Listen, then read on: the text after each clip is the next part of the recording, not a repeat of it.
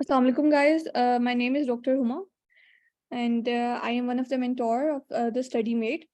I cleared my FCPS Part 1 in radiology in 2019, and currently I am doing my FCPS training at the Carroll Hospital, Islamabad. आज के जो session का purpose है वो यही है सिंपल कि FCPS Part 1 को किस तरह से हमने क्लियर करना है, ठीक है। तो कुछ चीज़ें हैं, कुछ टिप्स हैं और वो मैं बताऊँगी। उससे एक तो ये कि पढ़ाई में आपकी थोड़ी आपको आसानी हो जाएगी और दूसरा आपको क्लियर हो जाएगा कि आपने किस तरह से स्मार्ट स्टडी करनी है, कौन सी बुक्स को आपने फॉलो करना है। सबसे पहले मैं सब स्पेशलिटीज़ का बताऊँगी कि कौन-कौन सी बुक्स फॉलो करनी है और उनमें से क्या चीज़ें इंपॉर्टेंट हैं। उसके बाद मैं रेडियोलॉजी का बताऊँगी कि रेडियोलॉजी के लिए क्या-क्या चीज़ें इंपॉर्टेंट है। तो सबसे पहले तो 4 चीज़ें हैं मेन। आप अगर आपके पास 3 मंथ्स हैं या 2 एंड हाफ मंथ्स हैं, तो आपने इस तरह से शेड्यूल बनाना है अपना कि आपने थ्योरी भी कवर करनी है, ठीक है? उसके अलावा FCPS met one liner, third चीज़ राबिया अली और फोर्थ जो है वो सारे पास्ट पेपर्स। ये सब चीज़ें आपने कवर करनी है। इस तरह से डिवाइड करें जस्ट लाइक सबसे पहले शुरू करें अगर आप एनाटॉमी से, तो एनाटॉमी को अगर आप 10 डेज़ देते हैं, जैसे थोरैक्स है उसको 2 दिन दे दें, हेड एंड नेक को 2 या 3 दिन दे दें, एब्डोमेन को आप 1 दिन दे दें, पेल्विस को 1 दिन दे दें और अपर लिम्ब और लोअर लिम्ब उन दोनों को भी 1-1 2 दिन। इस तरह से डिवाइड करें कि मैक्सिमम 10 दिन या बहुत ज़्यादा भी करें तो 15 दिन से ज़्यादा एनाटॉमी को मत दें। सारे स्टूडेंट्स के लिए ये गाइडलाइन है। 15 दिन से ज़्यादा नहीं दें। उन 15 दिनों में जो आप एनाटॉमी कर रहे होंगे, आपने सारी जो है स्नेल रिव्यू से सारी थ्योरी बिल्कुल कंप्लीट पढ़नी है। उसके साथ राबिया अली के एमसीक्यूज पढ़ना किस तरह से है कि अगर आपने थोरैक्स स्टार्ट किए तो थोरैक्स के ही रात को एमसीक्यूज 50 कर लें या जितने भी पॉसिबल होते हैं, 1 या 2 घंटे का टारगेट रख के वो आप एमसीक्यूज जो हैं वो साथ-साथ करें। थोरैक्स मॉर्निंग में पढ़ा और साथ ही उसके राबिया अली से साथ ही उसके एमसीक्यूज और साथ ही एफसीपीएस मेट जो है वन लाइनर। उसके बाद जो आपके पास है, आपने एनाटॉमी कर ली और कोशिश करें एनाटॉमी के बाद आप जो है कैप्लॉन कर लें न्यूरो एनाटॉमी के लिए। उसके लिए मैक्सिमम आप 4-5 दिन से ज़्यादा नहीं देने कैप्लॉन को, ठीक है? क्योंकि वो हम लोगों ने पहले भी पढ़ी हुई है और उसके भी साथ न्यूरो एनाटॉमी के एमसीक्यूज़ जो हैं वो राबिया अली से करें और साथ ही एफसीपीएस मेट वन लाइनर। उसके बाद आप सिस्टम्स पे आ जाएँ, फर्स्ट एड, ठीक है? सिस्टम्स जो हैं वो आपने फर्स्ट एड से करने हैं और फर्स्ट एड तभी अच्छी हो सकती है जब आपने बीआरएस फिजियो पहले थोड़ी-सी पढ़ी हो। अगर आपने बीआरएस फिजियो नहीं पढ़ी हुई तो फर्स्ट एड पढ़ना थोड़ा-सा मुश्किल हो जाएगा। जिन लोगों को समझ आती है फर्स्ट एड वो पढ़ लें, लेकिन बीआरएस फिजियो करनी पड़ेगी फर्स्ट एड को करने से पहले। तो फर्स्ट एड के लिए 20 डेज़, ठीक है? बहुत ज़्यादा दिन दिए मैंने। 20 डेज़ में फर्स्ट एड और बीआरएस फिजियो आप एक सिस्टम है जैसे सीबीएस, उसको 2 से 3 दिन 3 दिन भी दे दें, ठीक है? और साथ ही सीबीएस के एमसीक्यूज़ राबिया अली से करें, तो ये हो जाएगा। तो आपके पास मैंने एनाटॉमी करवा दी। अगर हम एनाटॉमी को 10 दिन दे रहे हैं, 5 दिन में आप न्यूरो एनाटॉमी करें, 15 दिन हो गए। उसके बाद 20 दिन जो हैं वो आप सिस्टम्स को देने हैं, फर्स्ट एड से और साथ बीआरएस फिजियो को। तो ये ऑलमोस्ट हम रफली कर लें तो 1 मंथ और 10 डेज़। 1 मंथ 10 डेज़ में आपकी थ्योरी में आपकी ऑलमोस्ट सब थ्योरी कंप्लीट हो जाएगी, सिर्फ माइनर्स रह जाएंगे, ठीक है? तो नेक्स्ट 10 डेज़ जो हैं वो आप दोबारा से माइनर्स को दे रहे हैं।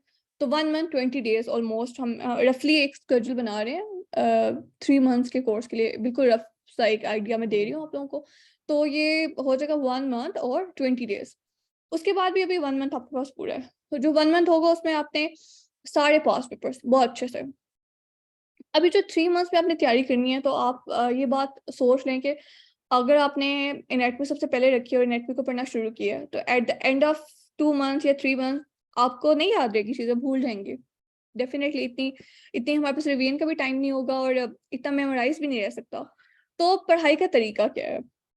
मैंने थॉरैक्स निकाला स्नेल रिव्यू से, मैंने पढ़ा, ठीक है? मुझे कोई भी जो इम्पोर्टेंट पॉइंट लगा उसमें, ठीक है? पहले पेज में से मैं पढ़ी हूँ। या तो आप हाइलाइट कर लें, बहुत अच्छा हाइलाइट के मतलब रेड हाइलाइट करें या येलो, मतलब जो चीज़ आपको अट्रैक्ट करती है कि सिर्फ़ आपने उसी चीज़ को दोबारा रीड करना है। या तो हाइलाइट कर लें फर्स्ट स्टेप। ये सेकंड स्टेप जो मैंने किया था, आप वो पॉइंट लिख लें कि ये पॉइंट इंपॉर्टेंट है, या ये पॉइंट मुझे नहीं आता, ये पॉइंट मुझे भूल जाएगा। और साथ ही जब राबिया अली की एमसीक्यूज कह रहे हैं, राबिया अली रिवाइज नहीं हो सकती बाद में। आपने ये किताबें सिर्फ एक ही दफा पढ़नी है, एक दफा पढ़नी है, और इस तरह से पढ़नी है कि एंड तक हमें जो हमारा नॉलेज है वो हमने पेपर में लेके जाना है, ठीक है, वो सब चीजें भूलनी नहीं है।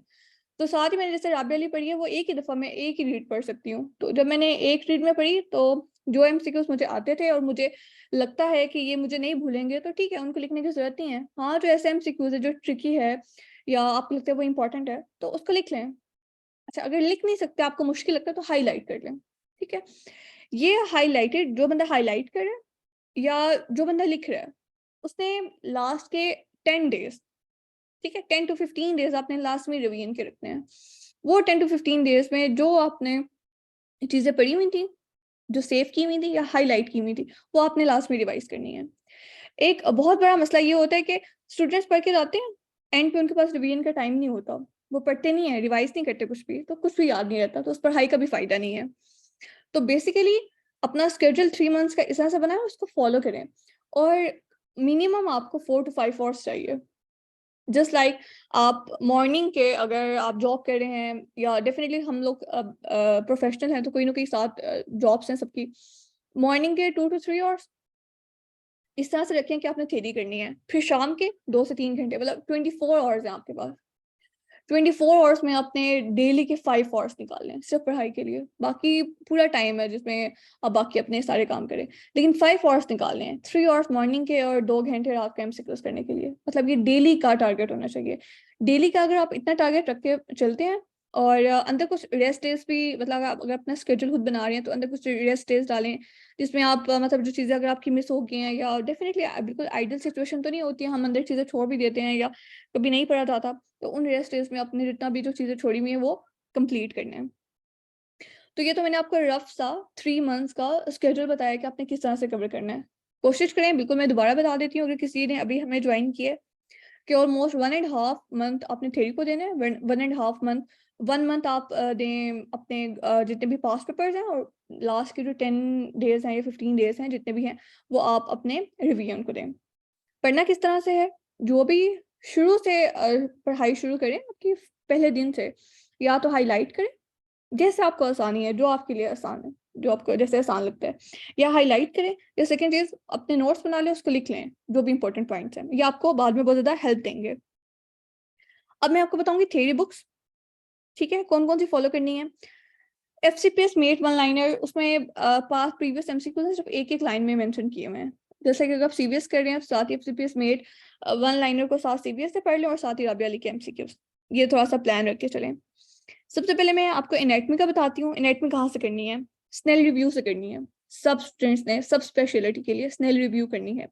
स्नेल रिव्यू बहुत अच्छी सी कंसाइज सी छोटी सी बुक है, वो बहुत जल्दी हो जाती है। अगर आप करना चाहें तो थॉरेक्स जो है वो 10 पेजेस का है, उसमें एक दिन में आराम से कवर हो जाएगा। उसमें हेड एंड नेक बड़ा है, और एब्डोमेन पेल्विस थोड़ा सा बड़ा है, वो 2 दिन लेंगे। बाकी थॉरेक्स एक दिन, अपर लिम्ब एक दिन, लोअर लिम्ब एक दिन, और एब्डोमेन पेल्विस को 2 दिन दे दें, और हेड एंड नेक को 2 दिन दे दें। उसके बाद स्नेल रिव्यू आपने पढ़ी, साथ ही एफसीपीएस मेट, अगर आप थॉरेक्स कर रहे हैं तो एफसीपीएस मेट वन लाइनर से, थॉरेक्स एक पेज का है, सिर्फ 1 या 2 पेजेस का एफसीपीएस मेट वन लाइनर में, it will not take more time, वो बहुत जल्दी हो जाएगी। उसके बाद साथ ही राबिया अली के एमसीक्यूज 200 या 300 एमसीक्यूज है मैक्सिमम, तो डेली के आप 50 एमसीक्यूज भी करें तो इनफ है। 50 नहीं कर सकते, आहिस्ते आहिस्ते स्पीड ज्यादा होगी, शुरू में तो डेफिनेटली कम एमसीक्यूज ही होंगे। तो स्नेल रिव्यू सब स्पेशलिटीज के लिए स्नेल रिव्यू ही है। अच्छा, अब गायनियोप्स और रेडियोलॉजी वाले जो हैं कैंडिडेट्स हमारे पास, पेल्विस गायनी वालों ने अच्छी करनी है, और जो रेडियोलॉजी वाले हैं उन्होंने हेड एंड नेक और एब्डोमेन, ये आरजे लास्ट से करें। मैं रेडियोलॉजी में थी तो मैंने हेड एंड नेक और एब्डोमेन एंड पेल्विस ये मैंने आरजे लास्ट से भी पढ़ा था, मतलब जस्ट रीड दी थी मैंने, इंपॉर्टेंट चीजें मैंने नोट कर ली थी। उसके बाद ईएनटी, आई, सेक्रेटरी, डेंटिस्ट्री, इन्होंने हेड एंड नेक बहुत अच्छा करना है, ये भी आरजे लास्ट से करें, ठीक है। अभी शुरू में टाइम है तो अच्छा जो है वो अच्छी तरह से चीजें कर लें। उसके बाद अब हम आते हैं ऑर्गन सिस्टम्स पे, जो सिस्टम्स है हमारे, ठीक है, उसके लिए फर्स्ट एड करनी है, ठीक है। सब सिस्टम्स के लिए 9 सिस्टम्स हैं, फर्स्ट एड करनी है। उसके बाद फर्स्ट एड करने से पहले बीआरएस फिजियो, अगर किसने बीआरएस फिजियो पहले पढ़ी है तो दोबारा पढ़ने की जरूरत नहीं है। बीआरएस फिजियो को इस तरह से बिल्कुल रट्टे मारने के बाद बिल्कुल मेमोराइज करने की जरूरत नहीं है। जो बीआरएस फिजियो में चीजें हैं वो फर्स्ट एड आपकी सब कवर करवा रही है, लेकिन फर्स्ट एड फर्स्ट रीड में बिल्कुल समझ नहीं आती। ठीक है, तो बीआरएस फिजियो से बीआरएस फिजियो करें, उसके बाद फर्स्ट एड। ठीक है, और उसी के साथ एफसीपीएस मेट वन लाइनर और साथ राबिया अली के एमसीक्यूज। अब आपने न्यूरो एनाटमी करनी है। न्यूरो एनाटमी कैप्लॉन से करनी है। ठीक है, वो हमने पहले भी पढ़ी हुई है, तो जस्ट गिव अ रीड और जो इंपॉर्टेंट चीजें हैं वो नोट डाउन कर लें। उसके बाद जो गाइनियोप्स के स्टूडेंट्स हैं उन्होंने रिप्रोडक्शन और जो है एंडो वो काफी डिटेल से करनी है। बाकी जो ईएनटी आई और साइकेट्री के हैं उन्होंने न्यूरो बहुत डिटेल से करनी है। अगर किसी का कोई क्वेश्चन है ना इसमें, तो आप थोड़ा सा इंटरेक्टिव सेशन बना लें ताकि आप लोगों को हेल्प हो जाए। बेसिकली मैं तो आप लोगों की हेल्प के लिए कि अगर आपको कोई चीज मुश्किल लग रही है या कुछ लोगों ने पूछना है। राबेली में मिस्टेक्स हैं, उसका डाटा भी है, वो शेयर कर देंगे ग्रुप में। किसी भी एमसीक्यूज बुक को आपने ब्लाइंडली फॉलो नहीं करना, हर किताब में मिस्टेक है। यही तो है कि आपने जितनी भी बुक्स में मिस्टेक्स हैं, आपको अगर आप थ्योरी अच्छी पढ़े होंगे ना, आपको पता चल जाएगा कि ये एमसीक्यूज ठीक नहीं है। इनकेस अगर नहीं भी पता चलता तो इराटा है उसमें, जब राबिया अली पढ़ना शुरू करें तो अपने मिस्टेक्स को, जो मिस्टेक्स हैं उसमें वो करेक्ट कर लें। हमने भी करेक्ट की थी, लेकिन पढ़नी आपने राबिया अली है। इवन के अभी तो राबिया अली में कम है। ये रेडियोलॉजी के लिए न्यूरो डिटेल से करनी है, पूरी कैप्लॉन पढ़नी है आपने। एनाटमी काफी ज्यादा आती है रेडियोलॉजी में, और आपको आनी भी चाहिए अच्छे से। अच्छा, एक चीज मैं यहाँ पे ऐड करूंगी कि अभी तो राबिया अली में इतनी मिस्टेक्स नहीं है। आगे जो आप करेंगे पास पेपर, उसमें तो बहुत पूरी कॉल है, उसमें तो वो फुल ऑफ मिस्टेक्स है। और उसको कभी भी ब्लाइंडली फॉलो नहीं करना। जो डिस्कशन ग्रुप्स हो रही होती हैं, व्हाट्सएप पे ग्रुप्स हैं हमारे, टेलीग्राम पे ग्रुप्स हैं, उनको फॉलो करें। एटलीस्ट अगर नहीं कर सकते तो जब आप काम पे हैं या मतलब जॉब पे जा रहे हैं या वापस आ रहे हैं, ग्रुप्स खोलें, उनमें जो एमसीक्यू डिस्कस हो रहे हैं जस्ट मतलब एक उसको रीड दें, उसकी डिस्कशन पढ़ें कि क्या लिखा हुआ है। डिस्कशन बहुत हेल्पफुल है। और अगर आपको कोई एमसीक्यूज में मसला आ रहा है तो आप उसको पोस्ट करें, इतने ग्रुप्स बने हुए हैं, पोस्ट करें अपनी क्वेरीज उस पर। किसी भी चीज को, किसी भी एमसीक्यू बुक को या जितने भी हैं पास्ट पेपर्स, किसी चीज को भी ब्लाइंडली फॉलो नहीं करना। अच्छा, उसके बाद मैं बताती हूँ माइनर्स का। बायोस्टैट है, FCPS med one liner enough होगी, और राबिया अली बिल्कुल इनफ है। Ethics, history, lymphatics, temperature regulation, microbiology, environmental pathology, neoplasia, pharmacology, इन सब के लिए एफसीपीएस मेट वन लाइनर्स और साथ राबिया अली इनफ होंगे।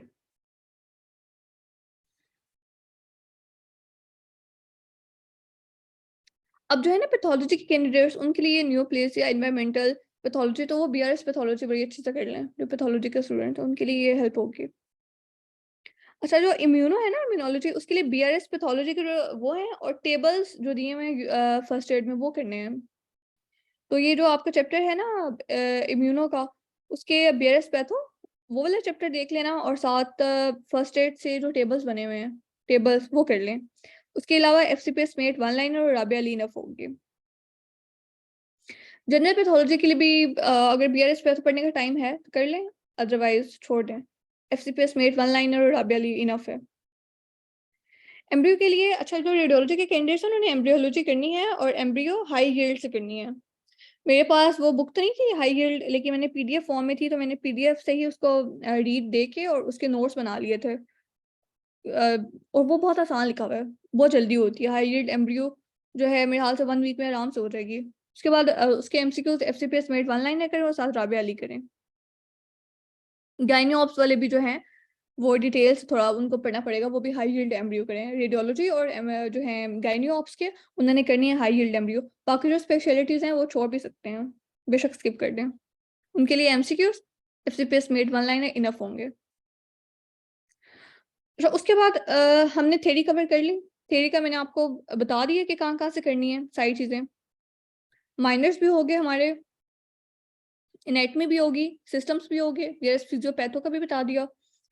अब नेक्स्ट आ जाए एमसीक्यूज पे। एमसीक्यूज की सॉरी क्वेश्चन है पढ़ रही हूँ। एनाटमी से स्टार्ट करें। पहले रेडियोलॉजी वाले एनाटमी करें, सबसे पहले एनाटमी करें।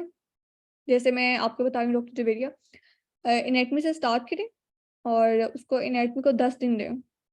10 दिन में आपने अपना टारगेट रखें कि स्नेल रिव्यू कंप्लीट करनी है, 7 राबिया अली के एमसीक्यू, बहुत ज़्यादा नहीं होता तो एटलीस्ट इतना। उसके बाद 5 दिन न्यूरो एनाटमी को दें कैप्लॉन से। और एक चीज़, एक टॉपिक को लेके बैठ नहीं जाना, बस इंपॉर्टेंट चीज़ें पढ़ें और आपको पता चल जाएगा कि इसमें इंपॉर्टेंट चीज़ें क्या हैं। साथ जब एमसीक्यूज करे होंगे, एमसीक्यूज करने का बेसिक मकसद ही ये है कि जब आपने सुबह पढ़ा और शाम के एमसीक्यू सॉल्व किया तो आपको पता चल जाएगा कि ये चीज़ें पूछी हुई हैं और ये चीज़ें इंपॉर्टेंट है, तो मैंने मेमोराइज भी सब वही चीज़ें करनी है। रट्टा कुछ नहीं मारना, बस चीज़ों को पढ़ें ध्यान से और जो चीज़ आपको इंपॉर्टेंट लग रही है उसको साथ नोट डाउन कर लें या हाईलाइट कर लें।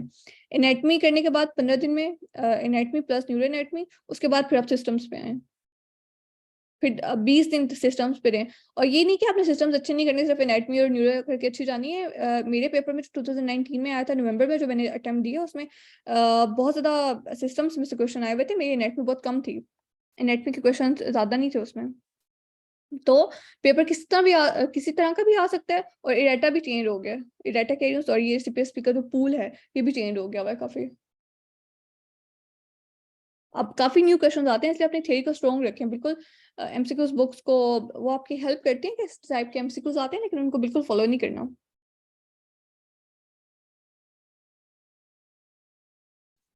मेडिसिन वालों के लिए भी आप लोगों ने भी एनाटमी छोड़ के नहीं जानी, डेफिनेटली एनाटमी के क्वेश्चंस आते हैं और न्यूरो एनाटमी के लिए आप थोड़े कम दिन दे दें एनाटमी और न्यूरो एनाटमी के। मेडिसिन जो वाले हैं ना वो आप सिस्टम से चलें, पहले बल्कि बीआरएस फिजियो से चलें। अगर आप लोग फर्स्ट टाइम में पढ़ रहे हैं, आपने बिल्कुल अभी स्टार्ट किया पढ़ाई, पहले नहीं पढ़ा हुआ और फर्स्ट एड भी पहले नहीं पढ़ी हुई, तो बीआरएस फिजियो शुरू करें। बीआरएस फिजियो कंप्लीट करके 1 हफ्ता दें बीआरएस फिजियो को। उसके बाद आप फर्स्ट एड पे आ जाएं, फर्स्ट एड पे सिस्टम्स करें। सिस्टम अगर आपने बीआरएस फिजियो की है तो साथ आपकी फर्स्ट एड काफ़ी जल्दी होगी। फिर उसको आप वही 15 दिन दें, 15 से या 18 दिन तक दें, वो करें। उसके बाद आप 10 दिन में आप न्यूरो एनाटमी को, मेडिसिन वाले बहुत ज़्यादा डिटेल में जाने की जरूरत नहीं है। जो जो आपको इंपॉर्टेंट चीज़ें लग रही है कैप्लॉन से, वो मैं और अहमद भाई को बोलूँगी कि आपको जो है ना हर स्पेशलिटी के लिए जो इंपॉर्टेंट टॉपिक्स हैं, जैसे न्यूरो में है, कि वो चीज़ें आपको शेयर कर दी जाएँ ताकि आपको हेल्प हो जाए कि सब आप वो वाले टॉपिक्स जो हैं वो न्यूरो के कर लें। तो आप 10 दिन दें एनाटमी और न्यूरो को, जैसे रेडियोलॉजी वालों ने अगर 15 दिन दे रहे हैं तो आप 10 दिन दे दें, आप अपने दिन थोड़े कम कर लें और वही टाइम आप सिस्टम्स थोड़े ज़्यादा अच्छे कर लें। उसके बाद फार्माकोलॉजी भी आपने अच्छी करनी है, आपके माइनर्स भी अच्छे होने चाहिए मेडिसिन वालों के। तो माइनर्स के लिए भी जो मैंने बताया कि कुछ चीज़ें जो है वो बीआरएस पैथो से भी करनी है, जैसे इम्यूनो वाला चैप्टर है वो बीआरएस पैथो से भी करेंगी आप, और फर्स्ट एड से भी वो उसके जो टेबल्स हैं वो भी पढ़ने हैं। तो ये सब चीज़ें आपको फिर माइनर्स को भी 10 दिन देने पड़ेंगे, 10 से 15 दिन।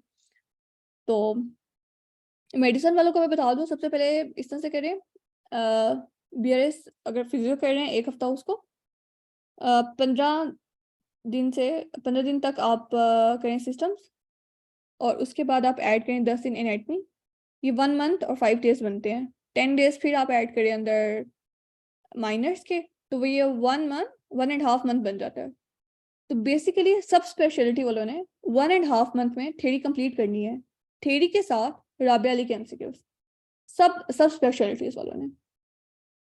और उसके बाद फिर आप पास पेपर्स पे आए, साथ अपनी रिवीजन करें।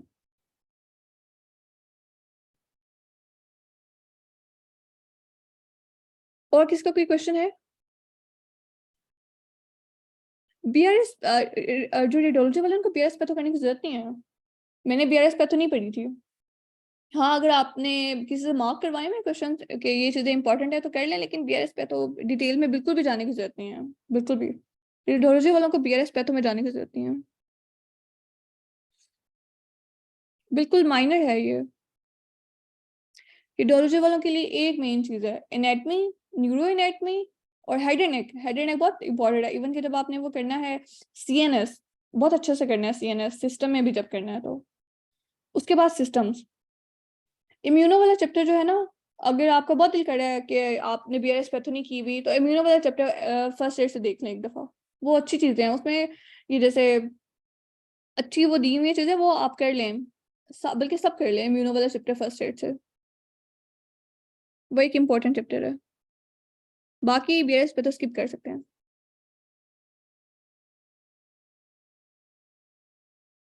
अच्छा, ये तो मैंने आप लोगों को बेसिक गाइडलाइन दे दी। अब मैं अपने कोर्स का बता देती हूँ, जो कि शुरू हो रहा है अगस्त अटेम्प्ट के लिए।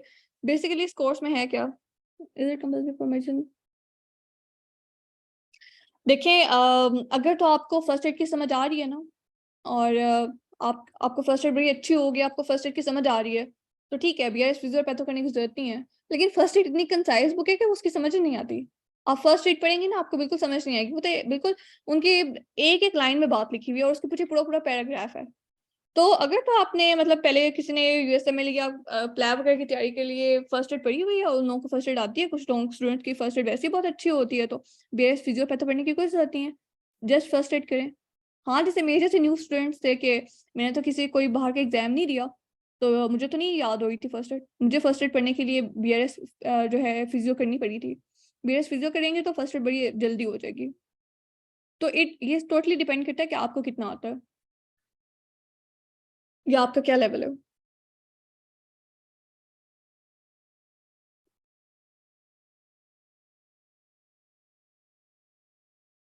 किसी और को कोई क्वेश्चन है, किसी और को किसी और बुक में मसला हो रहा हो, बेशक अनम्यूट करके इंटरेक्टिव से सेशन बना लें। रेडियोलॉजी वालों के लिए बायो है, माइक्रो और फार्माकोलॉजी सिर्फ वन लाइनर करें, और साथ जो है बीआरएस जो है हमारे पास राबिया अली, उसके एमसीक्यूज। अब फार्माकोलॉजी के इतने ज्यादा राबिया अली में एमसीक्यूज हैं कि जब वो आप वही पढ़ेंगी तो उसमें उसी में आपकी अच्छी खासी वो कवर हो जाएगी।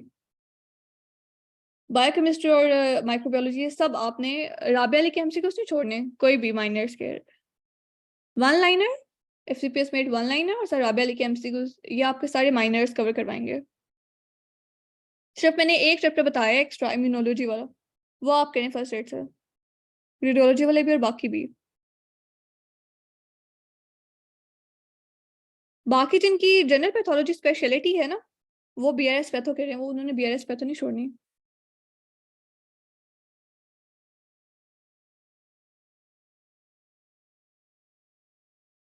और रेडियोलॉजी बहुत अच्छी फील्ड है, अगर किसी ने अभी तक अपनी स्पेशलिटी चूज नहीं की, खास तौर पे मतलब जो गर्ल्स हैं उनके लिए बहुत अच्छी है रेडियोलॉजी। आपका थोड़ा सा पेशेंट से भी इंटरेक्शन हो जाता है, और बिल्कुल आपकी फैमिली लाइफ भी रह जाती है।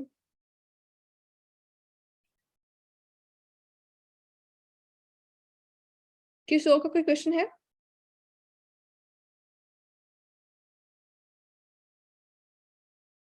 किसी और को कोई मसला तो पूछें, फिर मैं आपको अपने जो है हमारा, कि हम लोग किस तरह से स्टूडेंट्स को तैयारी करवाते हैं। गवर्नमेंट में नहीं आपको मिल सकती ट्रेनिंग रेडियोलॉजी की, बहुत मुश्किल है। बहुत ऐसा सिचुएशन है, बाकी है प्राइवेट में। बाकी मैं तो कैरियर में कर रही हूँ, जो कि प्राइवेट है, सेमी गवर्नमेंट टाइप। तो बाकी है कि उसमें काम करने के बाद मुझे ऐसा लगता है कि गवर्नमेंट से ज़्यादा बेहतर ट्रेनिंग प्राइवेट में हो जाती है आपकी। डिपेंड करता है कि आप कौन से हॉस्पिटल में कर रहे हैं। बाकी अगर आपने किसी गवर्नमेंट हॉस्पिटल में करनी है, तो बहुत मुश्किल है सेंट्रल इंडक्शन पॉलिसी के थ्रू। वो तो बिल्कुल इम्पॉसिबल सी चीज़ है। अब जब तक 2 साल मतलब किसी पेरिफेरी में काम करके आते हैं, और 2 साल काम करने के बाद आते हैं और फिर भी नहीं होता, तो जैसे मेरा गवर्नमेंट से 0.5 समथिंग इस तरह से रह गया था आफ्टर डूइंग पेरिफेरी। तो आपको काफ़ी दुख होता है, और आपकी ट्रेनिंग लेट हो जाती है। फ़ायदा नहीं है आपको कि अगर आप अपनी ट्रेनिंग लेट कर रहे हैं। मैंने 2019 में दिया, और मुझे ट्रेनिंग अभी 21 में मिली है, तो जो दरमियान वाला टाइम मैंने वेस्ट किया, वो तो वेस्ट हो गया ना मेरा। सिर्फ ये कि गवर्नमेंट में ट्रेनिंग मिल जाए। और तो जिसका पार्ट वन क्लियर हो जाता है, जस्ट गो, जहाँ पे भी मिलती है ट्रेनिंग ले लें। बेशक शुरू में अनपेड मिल रही है या वट एवर द सिचुएशन, ले लें ट्रेनिंग, जहाँ पे भी मिलती है ले लें, उसको मत छोड़ें, और गवर्नमेंट के पीछे मत भागें। एक इम्पॉसिबल चीज़ है वो।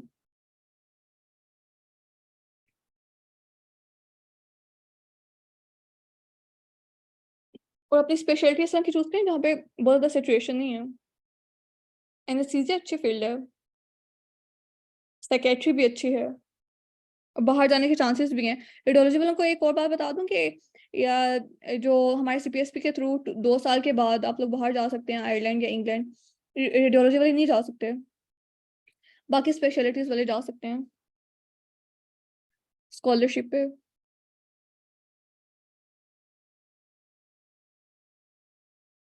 किसी और का कोई क्वेश्चन? अच्छा, अब मैं आप अपने कोर्स की बता देती हूँ कि ये किस तरह हमने स्टार्ट किया। डेफिनेटली एमा भाई जो है हमारे चीफ मेंटोर हैं। हम लोगों ने ये कोर्स स्टार्ट किया और इसमें क्या है कि हमने जितनी बुक्स हैं, जैसे फर्स्ट एड है, एनाटमी है, जितनी भी थ्योरी बुक्स हैं आपकी, हमने उन सब किताबों को लेक्चर फॉर्म में कन्वर्ट कर दिया। जैसे हर किताब को लेक्चर फॉर्म में आपको मिल जाएगी, मतलब कि हमने लेक्चर्स बना दिए हैं पूरे पूरे सिस्टम्स के, और इस पर हमने काफ़ी मेहनत की है इनको बनाने में। वो लेक्चर्स जो हैं वो हम आपको प्रोवाइड करते हैं, वो लेक्चर आप सुनते हैं, बुक को रीड देते हैं, और साथ ही उन लेक्चर्स की अच्छी बात ये है कि साथ ही हमने एमसीक्यूज भी डिस्कस किए उन लेक्चर्स में जो कि प्रीवियसली पूछे गए हैं। वो लेक्चर्स आप लोग देखते हैं, साथ एमसीक्यूज भी पता चल जाता है कि ये चीज़ें इंपॉर्टेंट है, और पता भी चल जाता है कि ये टॉपिक्स करने वाले हैं और चीज़ें छोड़ने वाली हैं। तो उस तरह से हम आपकी सारी थ्योरी कवर करवा देते हैं विद एमसीक्यूज। ठीक है। स्केड्यूल हम आपको खुद बना के देते हैं, जो कि हमने मिल के बनाया हुआ है, कि जिसमें आपको थ्योरी कवर हो रही है, आपकी एमसीक्यूज कवर हो रहे हैं, और सब कुछ कंप्लीटली हो रहा है। एंड के रिवीजन वाले डेज भी हैं। स्केड्यूल मिल गया, लेक्चर्स हो गए आपके। उसके बाद एमसीक्यूज जब आएंगे, एमसीक्यूज की डिस्कशन के लिए टेलीग्राम है, व्हाट्सएप ग्रुप्स हैं, डिफरेंट ग्रुप्स हमने बनाए हुए हैं। उन ग्रुप्स में हम आप लोग क्वेश्चन जो अपने क्वेरीज पोस्ट करते हैं और हम आंसर्स करते हैं। तो इस तरह से हम जो है अपने स्टूडेंट्स को तैयारी करवाते हैं। ठीक है। ये एक बेसिक सा कोर्स है। वो आपकी अपनी मर्जी है कि आपने ज्वाइन करना है या नहीं करना, लेकिन बेसिकली हमारा पर्पस यही है कि हमने जो स्टूडेंट्स हैं न्यू और हमारे जूनियर्स, ताकि उनकी हेल्प हो जाए। बेसिक मकसद इसका यही है।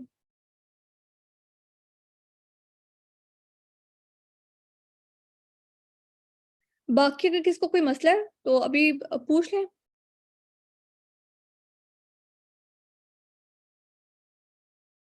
बाकी जो मैंने किताबें बताई हैं, इसके अलावा जो बुक्स फॉलो करनी है वो भी मैं आप लोगों को बता देती हूँ।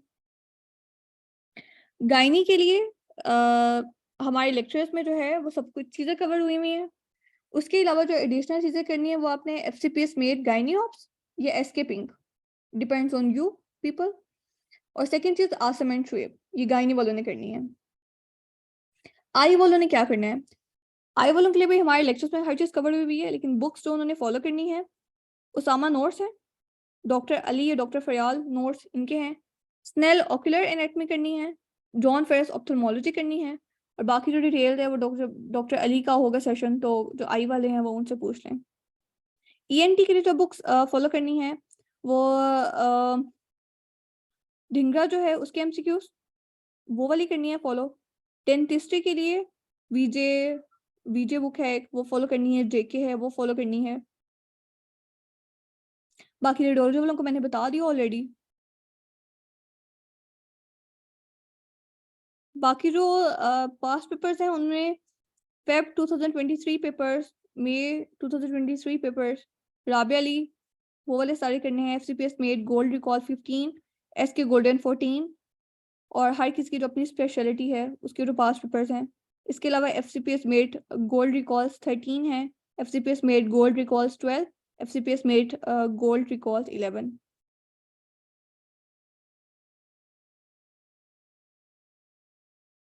मैं दोबारा बता देती हूँ कि आपने किस तरह से तैयारी करनी है।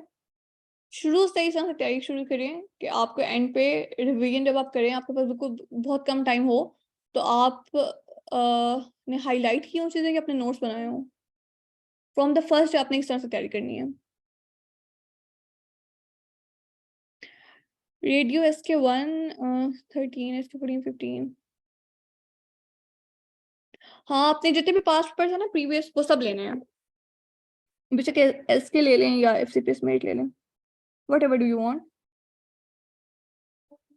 SK में ये है कि एक्सप्लेनेशन नहीं है। अब FCPS मेरिट जो है, FCPS मेरिट गोल्ड रिकॉल्स जो एम भाई ने लिखी है, उसमें ये है कि एक्सप्लेनेशन है साथ साथ हर MCQ की, तो थोड़ी हेल्प हो जाती है आपकी। पास्ट पेपर सब जितने भी अभी तक हो चुके हैं ना, सब 1 to 13 और SK14 15 सब सब लेनी है राबेली के अलावा। इसलिए तो कह रही हूँ कि अगर आपने 1.5 मंथ थेरी और प्लस राबेली को दिए, तो बाकी आपको 1 महीना पूरी पास पेपर को चाहिए कवर करने के लिए, और एक दिन में कम से कम 200 MCQs करें थेरी, तब जाके आपके पास पेपर्स कवर होंगे। और वो भी इस तरह से नहीं कि ब्लाइंडली फॉलो करने हैं। पास पेपर्स कोशिश करें कि जब आप कह रहे हो उसमें बहुत मिस्टेक्स हैं, तो जब भी आप करें मतलब कुछ ऐसे बुक्स फॉलो करें, एफसीपीएस मेड जो है वो थोड़ी बेहतर है, गोल्ड रिकॉल्स जो है कि कम मिस्टेक्स हों, और जो आप पढ़ रहे हो वो आप डिस्कस करें, या अगर आप ग्रुप डिस्कशन करनी है वो कर लें, मार्क कर लें चीज़ें, या पोस्ट करने हैं जो डिफरेंट ग्रुप्स बने हुए हैं उन पे पोस्ट करें अपनी क्वेरीज। चलिए, बेस्ट ऑफ लक सब स्टूडेंट्स को। इंशाल्लाह अगर आप अच्छा पढ़ेंगे तो फर्स्ट अटेम्प्ट में निकल जाएगा, कोई इतनी परेशानी की बात नहीं है। चिल रह के रिलैक्स होकर पढ़ें, लेकिन स्मार्ट स्टडी करें, बिल्कुल हर चीज़ को ब्लाइंडली फॉलो नहीं करें। जो भी पढ़ें उसको अच्छे से पढ़ें, और जब पढ़ें उसको नोट्स बनाएं या हाईलाइट कर लें, एमसीक्यूज अच्छे से करें। और सीपीएसपी पुल काफ़ी चेंज हो गया तो थ्योरी को स्ट्रॉन्ग रखें, सिर्फ एमसीक्यूज करके मत जाएं। और अच्छी तैयारी है तभी अटेम्प्ट दें, और अगर अच्छी तैयारी नहीं है तो फिर मत अटेम्प्ट दें। अच्छा, जो लोग हाउस जॉब कर रहे हैं, अगर तो आप लोगों की रोटेशन इस तरह से है कि अभी आप लोगों ने कोई लाइट लीव लिया हुआ है, तो अगर आपकी तैयारी हो रही है तो just go for August attempt. मैं तो नहीं कहूँगी कि आप लेट करें। हाँ, अगर आपको लग रहा है कि आपको इतना टाइम नहीं है और आप कोई डिफरेंट मतलब डिफिकल्ट रोटेशन पे हैं आप, जस्ट लाइक कोई पीरियड्स में है या गायनी में है, तो उनको तो बिल्कुल भी नहीं करनी चाहिए अगस्त अटेम्प्ट। तो डिपेंड करता है कि आपके पास पढ़ाई का कितना टाइम है, आप कर कहाँ रहे हैं हाउस जॉब। अगर गवर्नमेंट हॉस्पिटल्स में कर रहे हैं तो वहाँ पे तो कोई पढ़ाई का टाइम नहीं होता, तो बेहतर है कि अगर गवर्नमेंट हॉस्पिटल्स में कर रहे हैं तो मत मत दें अटेम्प्ट, और अपनी अटेम्प्ट को वेस्ट मत करें। अगर तैयारी नहीं है तो नेक्स्ट अटेम्प्ट मतलब इस तरह से अपना प्लान बनाएं कि जो जिन लोगों ने बिल्कुल नहीं पढ़ा हुआ उनके पास एटलीस्ट 3 मंथ्स हो। जिन लोगों ने कुछ पढ़ा हुआ पहले या तैयारी थी या दोबारा से अटेम्प्ट दे रहे हैं, तो उन लोगों के लिए बेहतर है कि वो फिर जल्दी दे सकते हैं। लेकिन बिल्कुल जो फ्रेश है ना, वो जब तक अच्छी आपकी तैयारी नहीं है ना, तो डोंट अपियर इन एग्जाम। एक दफा आपका पार्ट 1 फेल होता है ना, तो आप जब क्रॉनिक होते हो तो फिर आप क्रॉनिक हो जाते हो, फिर आप उस तरह से तैयारी नहीं करते रहो फर्स्ट टाइम आप जिस तरह से लगा के पढ़ते हो। तो अगर हाउस जॉब में इस तरह से है कि आपके पास पढ़ाई का टाइम है 5 to 6 आवर्स डेली, तो बिल्कुल अगस्त अटेम्प्ट के लिए आप प्रिपेयर हों, और अगर नहीं है तो फिर नवंबर पे जाएं। नंबर ऑफ अटेम्प्ट लिमिटेड नहीं है, आप जितने मर्जी दें एफसीपीएस पार्ट 1। लेकिन मसला ये है कि जब आपने एक दफा दिया और उदाहरण से वो फेल हो गया, तो आप फिर जब क्रॉनिक होते हो तो फिर आप मतलब आपको वो डर उतर जाता है ना फेलियर, मतलब आप एक दफा फेल हुए तो आपको फिर इतना नहीं होता, फिर नेक्स्ट टाइम में आप थोड़ी सी तैयारी करके दे रहे हो। मैंने काफी लोगों को देखा है, अगर फर्स्ट टाइम में नहीं निकला तो उन लोगों को फिर काफी अटेम्प्ट मिले, हो सकता है कि अगले टाइम में निकल भी जाए, लेकिन मोस्टली लोग क्रॉनिक हो जाते हैं, मतलब जितना मेरा एक्सपीरियंस है वो फिर रिपीट अटेम्प्ट देते हैं, फिर रिपीट अटेम्प्ट देते हैं। तो आप ऐसे क्यों नहीं करते कि जब तक आपकी अच्छी तैयारी नहीं है तो आप ना दें अटेम्प्ट, जब आपको अच्छी तैयारी है और टारगेट रखें, 3 मंथ्स का टारगेट रखें, 3 मंथ इनफ। मैंने काफी स्टूडेंट्स को कहते हुए सुना कि हम मैंने तो 1 महीना पढ़ा तो मेरा पास हो गया, ऐसे नहीं होता। डेफिनेटली आपको कम से कम 3 मंथ्स चाहिए। आपकी इतनी ज्यादा बुक्स हैं, थ्योरी बुक्स इतनी ज्यादा हैं, 5 to 6 आवर्स डेली, और पढ़े 3 महीने। और ये काफी डिफिकल्ट मतलब डिफरेंट सा एग्जाम है बाकी प्रोफेशनल एग्जाम से। अच्छी तैयारी करें और उसको फर्स्ट अटेम्प्ट में निकालें। बिल्कुल बार बार एक चीज को पढ़ने की जरूरत नहीं है और खुद को क्रॉनिक करने की जरूरत नहीं है। इतना अच्छा पढ़ें कि फर्स्ट अटेम्प्ट में निकले, और ये निकल जाता है। अगर कि जिस बंदे ने थ्योरी अच्छी पढ़ी हुई है, सारी किताबें जो हमने बताई हैं फॉलो की हुई है, एमसीक्यूज डिस्कस करके, ये नहीं कि जो पास्ट एमसीक्यूज उनको ब्लाइंडली फॉलो किया है, एमसीक्यूज डिस्कस करके उनको पता चला इसमें मिस्टेक्स क्या हैं, डिस्कस करके जो ग्रुप्स में डिस्कशन होती है उनको फॉलो करें, ये बहुत इंपॉर्टेंट है। बाकी जैसे हम प्रोफेशनल एग्जाम्स में हम बिल्कुल भी ऐसे ग्रुप्स वगैरह फॉलो नहीं करते, या एमसीक्यूज की इस तरह से डिस्कशन नहीं होती। लेकिन अब जो फेसबुक पे भी ग्रुप्स हैं या व्हाट्सएप पे या टेलीग्राम्स पे, उनको फॉलो करें, ये बहुत ज़्यादा बेनिफिशियल होते हैं। आपके काफ़ी ज़्यादा क्वेश्चन जो मसले होते हैं, मतलब काफ़ी क्वेश्चन जो इनकी डिस्कशन हुई होती है, वो आपको पार्ट 1 में काफ़ी हेल्प करती है। तो ये बिल्कुल भी वेस्टेज ऑफ टाइम नहीं है। शुरू में मुझे लगता था कि मैं टाइम वेस्ट कर रही हूँ इन ग्रुप्स पे जाकर, लेकिन ये वेस्टेज ऑफ टाइम नहीं है। आपकी बहुत ज़्यादा मिस्टेक्स ऐसी हैं जो आपकी बुक्स में हैं, और आपको पता भी नहीं है कि आप एक गलत चीज़ को फॉलो करके और जाके पेपर में भी आप गलत करके ही आते हैं। तो उससे बेहतर है कि आप चीज़ों को फॉलो करें। और किसको कोई मसला?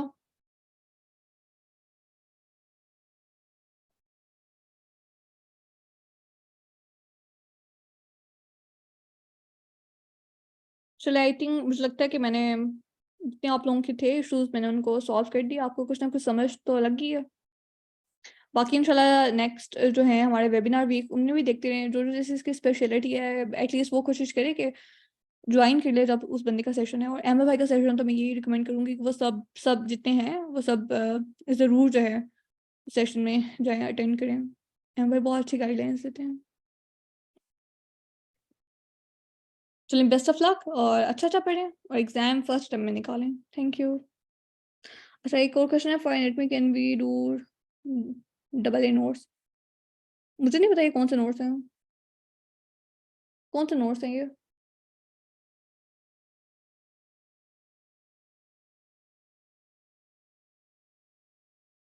एनाटॉमी के लिए अपने स्टाइल रिव्यू करें। मुझे नहीं पता ये इन नोट्स का, और ना मैंने फॉलो किया है, इस वजह से मैं तो जो मैंने पढ़ा वही कहूँगी, स्नेल रिव्यू, जो कि आपकी मेन बुक है। और अपनी बुक्स को जो है ना, थेरी बुक्स को, जो आपकी सही आपकी किताबें हैं उन्हीं को पढ़ें। नोट्स में तो मिस्टेक्स भी हो सकती हैं। स्नेल रिव्यू ही करनी है एनाटॉमी के लिए, और सारा बेल की एमसीक्यूज ही करनी है, और एफसीपीएस मेड वन लाइनर ही करनी है।